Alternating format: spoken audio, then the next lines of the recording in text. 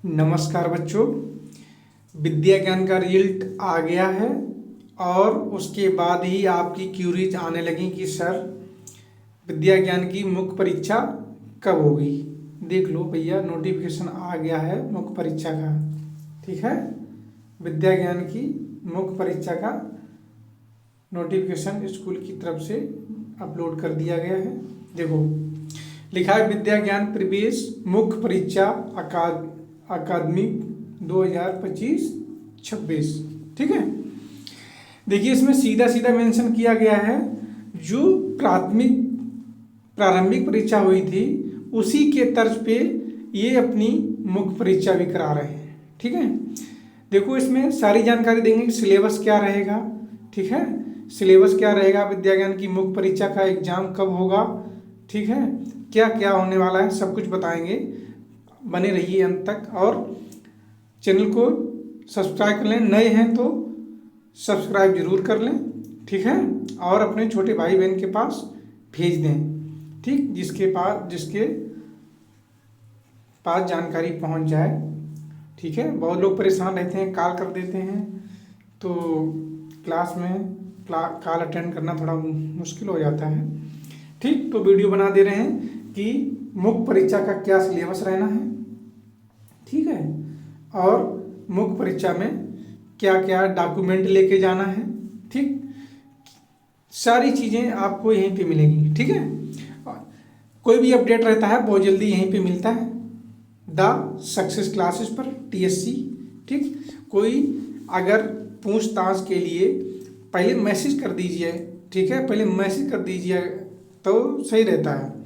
Message करने से क्या होता है, जब मुझे समय मिलता है तो मैं रिप्लाई देता हूँ। नंबर है 9621717422। ठीक है, हमारे यहाँ हॉस्टल से लेके सारी व्यवस्थाएं हैं, बच्चे रहने खाने की फुल तैयारी करते हैं, कोई दिक्कत परेशानी नहीं है।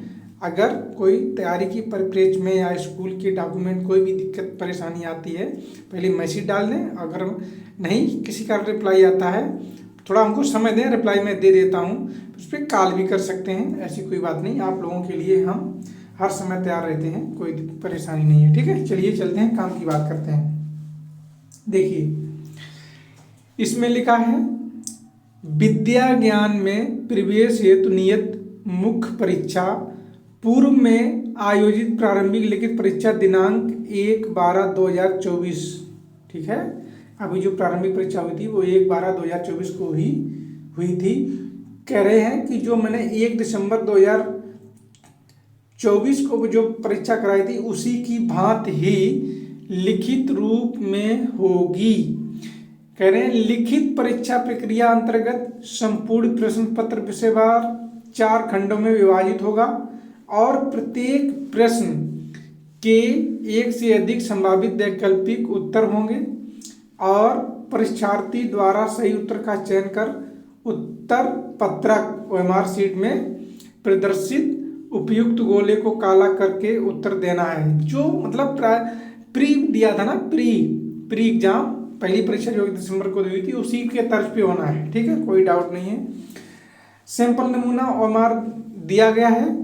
ठीक है, उसके बाद मुख्य परीक्षा के नियत स्थान पर अभ्यर्थी को अपना प्रारंभिक प्रवेश परीक्षा का OMR शीट नंबर, ठीक, प्रारंभिक परीक्षा का जो OMR शीट है जो लिस्ट आई है उसमें सब लिखा है। ठीक है, वहां से अपना निकाल लेंगे जिसका क्वालिफाई हुआ है, जो मेंस में बैठेगा। ठीक है, फिर कह रहे हैं इस पत्र में बढ़ती यूनिक नंबर, ठीक, दिया गया है उसमें यूनिक नंबर, परीक्षार्थी का नाम, पिता एवं दादाजी का नाम, ठीक है, तथा अन्य विवरण भी लिखना है। मुख्य परीक्षा में सारी जानकारी वहाँ देनी है। ठीक, फिर कह रहे हैं मुख्य परीक्षा में कक्षा 4 एवं अब देखो सिलेबस की बात कर लेता हूँ। ठीक, सिलेबस क्या है इनका मुख्य परीक्षा का, ये देखो लिखा है पाठ्यक्रम, लिखा है पाठ्यक्रम की बात करते हैं। अच्छा दिख नहीं रहा, साफ नहीं दिख रहा, लो साफ कर दे रहे हैं भाई।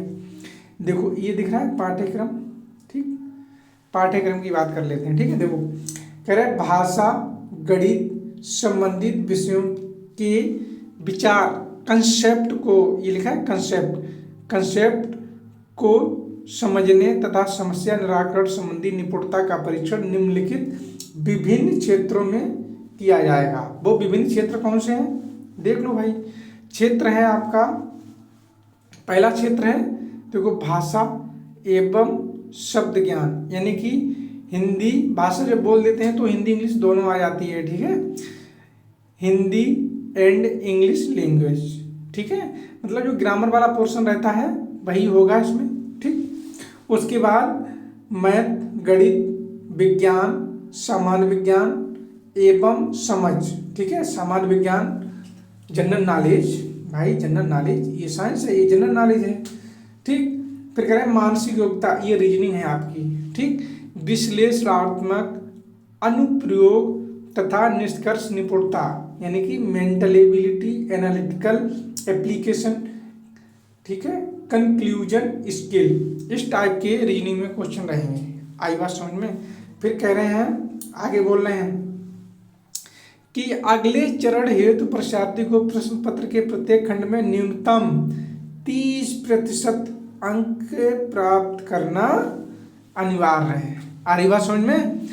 चारों खंड में, ठीक है, ये देखो कौन से 4 खंड, अरे आगे अभी तो बता के गए, देखो कहाँ पे लिखे हैं, ये लिखे हैं। आ रही बात समझ में। इन चारों खंड में 30% अंक लाना जरूरी है हर खंड में। हर खंड में पहला इसमें 30%, दूसरा इसमें भी 30%, 30%, तीसरा इसमें भी 30%, ठीक, चौथा इसमें भी 30% हो गए। मतलब चारों खंडों में मिला के 30% आपको अंक लाना है। चारों में मिला के नहीं, मतलब 30 ही हो जाएगा, सब में से 30 आएगा तो इस हो ही जाएगा। मतलब हर खंड से 30% लाना है, हर खंड से, ठीक, ये इनका मानक है। आ रही बात समझ में। अब आगे देख लो क्या कह रहे हैं। आगे कह रहे हैं कि तथा अगले चरण हेतु आगे कह रहे हैं अभ्यर्थी को, देखो अभ्यर्थी को अपने प्रवेश पत्र के अतिरिक्त अभिभावक के पक्ष में निर्गत आवश्यक अभिलेख जो साथ में लाने अनिवार्य है, ठीक। जब मुख्य परीक्षा देने जाना है तो उन्होंने कहा है ये कागज लेके जरूरी आना है भाई, ठीक। अब बता रहे हैं, घबराने की जरूरत नहीं कि सर इतने कागज कैसे बन पाएंगे, क्या होगा, अरे सब बन जाएंगे, रुको भी हम बताते हैं आपको। देखो इसमें जब कोई ना बने तो मेन चीज़ है, मुख्य परीक्षा में जब बैठने जाओ, अपने बच्चे को लेके जाएं, या बच्चे सुन रहे हैं तो बच्चे जाएं, तो मेन चीज़ है आय प्रमाण पत्र और निवास प्रमाण पत्र। ये 2 कागज ले जाना बहुत ही जरूरी है, इनके बिना मुख्य परीक्षा में नहीं बैठ पाएंगे, ये जान लीजिए। ये 2 कागज मुख्य हैं, बाकी फिर बाद में एडमिशन के दौरान भी आप दे सकते हैं, ठीक, ऐसी कोई बात नहीं है। देखो लिखा भी है, देखो यहाँ पे नोट लिखा है नंबर 1, यदि अभ्यर्थी द्वारा आय तथा स्थायी निवास संबंधी प्रमाण की छाया प्रति परीक्षा के दिन जमा नहीं कराई जाती है तो चयन प्रक्रिया के अगले चरण से वंचित हो जाएंगे। यानी कि इन्होंने इंपॉर्टेंट क्या बता दिया भैया, आय प्रमाण पत्र और क्या भैया, निवास प्रमाण पत्र, ये तो 2 जरूरी है, इनके बिना कुछ नहीं हो सकता। फिर आगे ना, उपरोक्त अवयवों के अभाव में अभ्यर्थी एवं एक अभिभावक को साधारण श्रेणी का यात्रा व्यय अनुमान नहीं होगा। अगर कोई भी कागज नहीं लाते हो कुछ, तो कहो कि सामान्य श्रेणी से, जनरल से या कुछ हो जाए कि हम नहीं, अगर मान लो कोई बैकवर्ड में है, मान लो कोई ओबीसी में है, कोई एससी में है, ठीक, कोई एसटी में है, मान लो नहीं लगाया अपना प्रमाण पत्र, तो कहे कि हम जनरल में ले लेंगे। लेकिन ऐसा नहीं है, जनरल में नहीं जाओगे, फिलहाल बाहर कर दिए जाओगे, ऐसा इनका कहना है, ठीक है। बाकी आगे लिखे हैं कि प्रत्येक छाया प्रति संलग्न पर विद्यार्थी के अनुक्रमांक, जो रोल नंबर है उस पर जो भी कागज रहेंगे, डॉक्यूमेंट रहेंगे, उनकी फोटोकॉपी पर सब पे अनुक्रमांक यानी रोल नंबर लिखना है। इस सूचना पत्र में सबसे पहले बढ़ती यूनिक नंबर जो आपकी लिस्ट आई है जिसमें आपका नाम आया है, उसमें यूनिक नंबर लिखा होगा, वहां से निकाल लीजिएगा, ठीक है। फिर प्राथमिक परीक्षा का OMR का नंबर लिखना है। अरे बात समझिए, देखो रोल नंबर, यूनिक नंबर, ठीक है, OMR नंबर सब लिखना है, पूरा डाटा देना है, ठीक है। उनकी सबकी छाया प्रति फोटोकॉपी संलग्न करना है, ठीक। जो आपने फॉर्म डाला था उसकी भी फोटो कॉपी लेके जाना है। आ रही बात समझ में? कह रहे हैं कि अभिलेखकृत अग्रिम रूप से ही देखो, ये देखो, अग्रिम रूप से ही भर कर साथ में लाना है।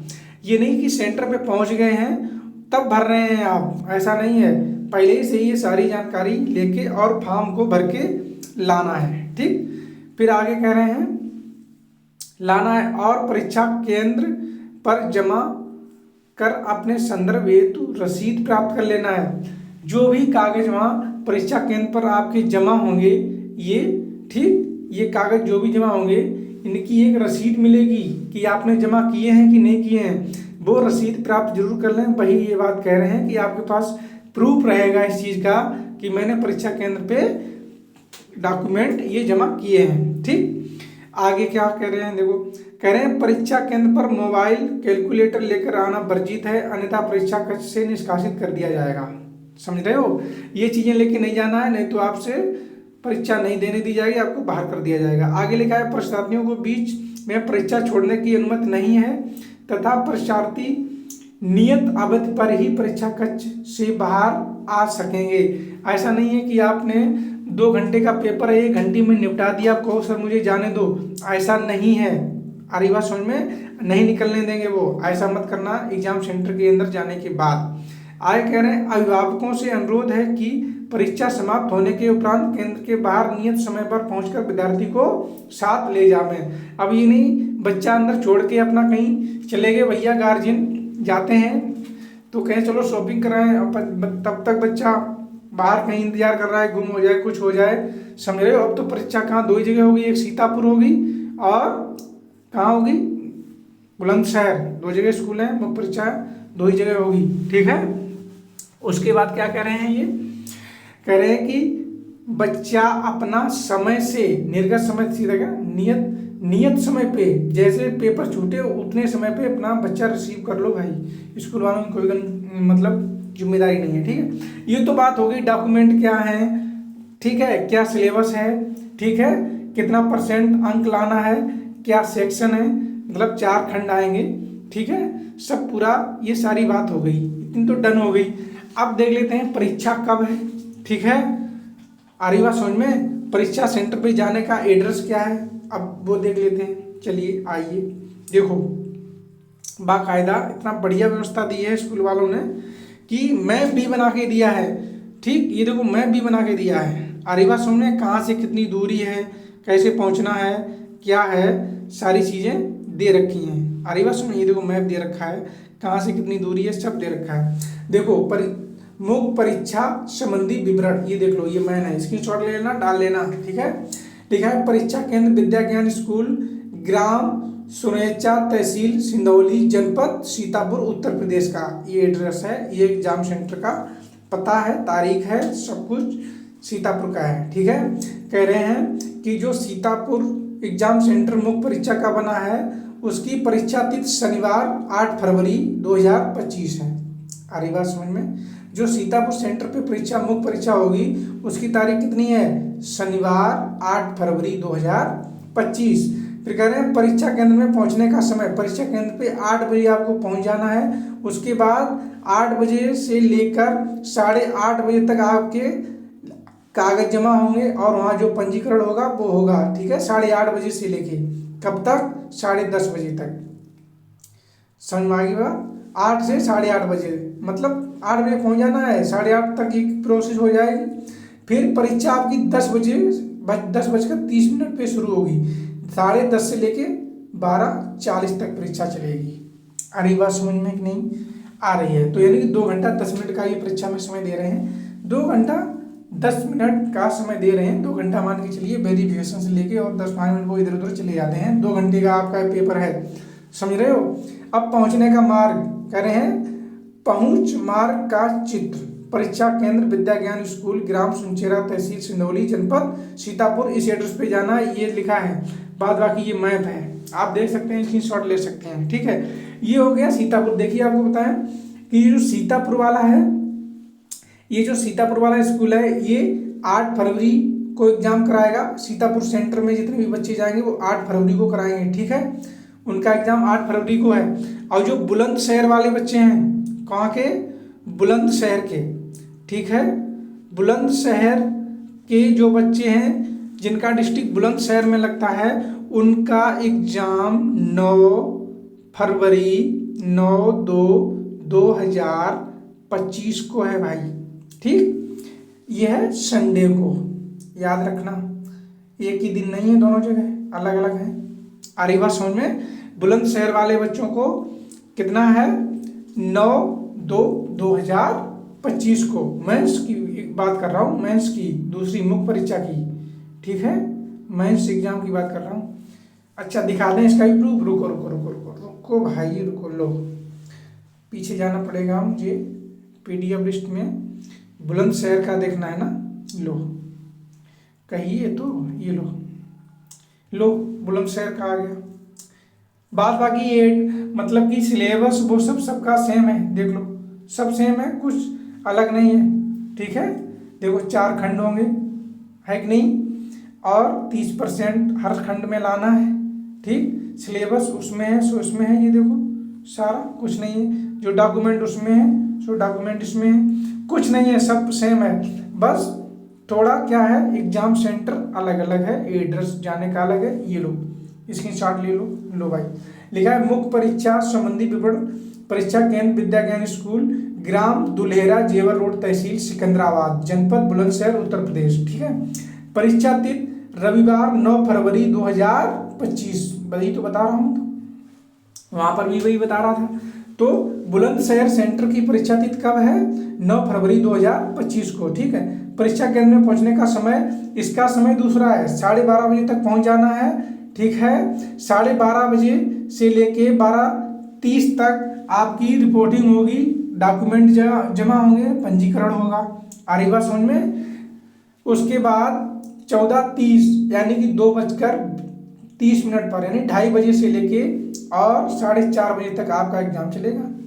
आ रही बात समझ में कि नहीं।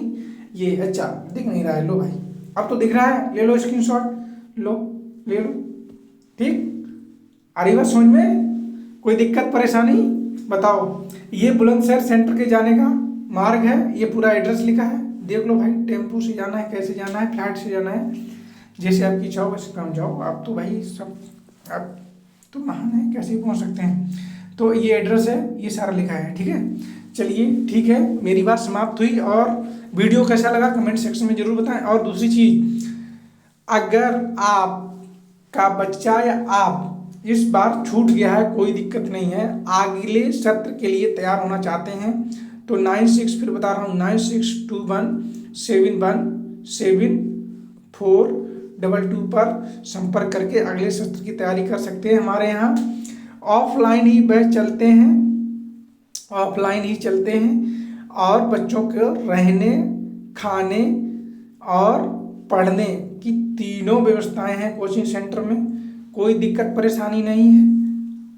अच्छा आगे की बात यह है कि अब आप जो बच्चे प्री में क्वालिफाई हुए, मेंस में लग जाइए, आगे की बात यही है। बात बाकी आगे नई जैसी भी जानकारी रहेगी आपको दे देंगे, ठीक। तब तक अपना ख्याल रखिए, तैयारी में जुट जाइए, समय नहीं है। हाँ चैनल को सब्सक्राइब कर लो भाई, सब्सक्राइब कर लो, लाइक भी कर दिया करो, लाइक नहीं करते हैं आप लोग, कर दिया करो, इतना तो मेरे लिए कर ही सकते हो। उसके बाद छोटे भाई बहन तक शेयर कर दो, ठीक। इतना काम मेरे लिए आपका है और छोटे भाई बहन के लिए। चलिए ठीक है बच्चों, ओके, थैंक यू, जय हिंद।